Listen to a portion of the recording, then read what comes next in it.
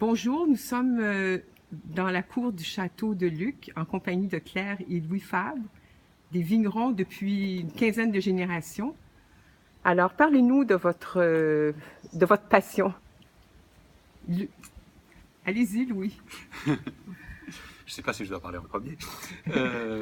Passion héréditaire et passion contagieuse.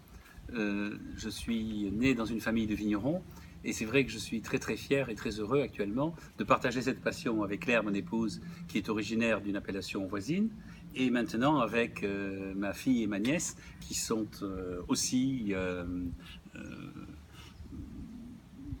partie prenante de... Oui, on a oublié de dire qu'on était dans la région des Corbières. Voilà. Tout à l'heure, on est allé se promener un petit peu dans la garrigue et on voit bien comment cette région des Corbières est une région extraordinaire pour construire des vins. Par sa diversité, par la qualité de ses sols qui sont à la fois pauvres mais en matière organique mais très riches en éléments minéraux, de par son climat, de par énormément son histoire. On cultive la vigne ici depuis les Romains, donc ça fait une longue histoire qui a permis effectivement d'arriver à ce que nous sommes aujourd'hui, c'est-à-dire des vins construits, des vins qui peuvent être servis tout au cours d'un repas. Alors, Claire, vous m'avez parlé de la culture bio, de votre passion aussi pour la culture bio et de votre foi en la culture bio.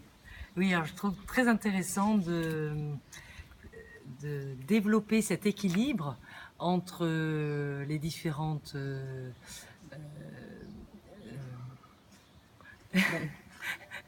différentes plantes, notamment donc nous avons beaucoup replanté d'arbustes autour des vignes, donc pour favoriser et les insectes et les oiseaux. Ensuite aussi nous avons mis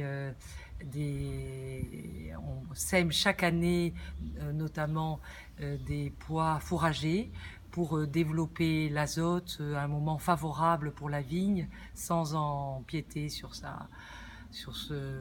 ses besoins en eau. Et donc toute cette recherche autour des cultures et des vignobles, puisque nous avons un peu élargi, cette année nous avons semé 10 hectares de lin et de blé dur aussi, de blé tendre, de pois, permet de retrouver cette diversité qui était propre à notre région du Languedoc. Et voilà, en attendant un troupeau de moutons.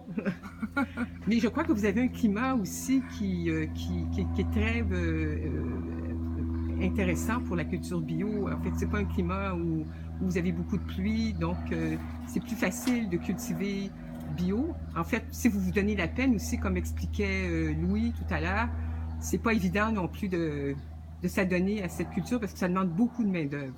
Il faut toujours être positif et c'est vrai qu'on a la chance d'avoir un vent dominant qui vient du nord-ouest, qu'on appelle le Cers, et qui apporte en effet beaucoup de sécheresse et qui favorise justement un équilibre sur les plantes et beaucoup moins de pourriture. C'est évident. Alors ici, on a 3 de vos vins. Je sais que vous avez plusieurs autres vins, mais ici, on a un rosé qui est fait à base de... Alors, Cinsault et Grenache, c'est vraiment un vin très typique de ce que l'on fait en Corbière. Cinsault et Grenache sont des cépages que l'on cultive depuis très longtemps ici, où on a un bel équilibre parce que c'est vraiment un rosé de repas, un rosé qui est vraiment un vin à part entière. Puis après ça, on a un rouge. Alors le rouge, il faut introduire à ces cépages-là 3 autres cépages, le Carignan, le Mourvèdre et la Syrah. Nos vins sont construits vraiment autour comme un équilibre, chaque cépage apportant chaque année quelque chose de différent. On est dans un monde du vivant, le sol est vivant, les grains, les grappes proviennent chaque année, puisque le climat va différer. On a un climat dans le Midi qui est qui change très souvent. En moyenne, il y a à peu près 600 mm d'eau par an, mais en fait, depuis que nous sommes installés, on a eu des années où il est tombé 308 mm et des années où il est tombé plus de 1000 mm.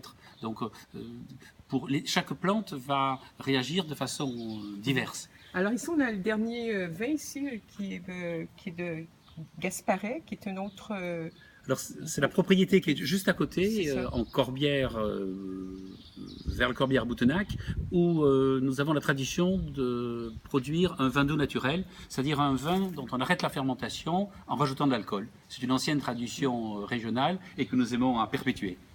Merci de m'avoir accueilli et j'espère que vos vins vont se retrouver sur nos tablettes au Québec très bientôt. Merci Avec beaucoup. plaisir. Merci, Merci. Janine. Au revoir. Au revoir.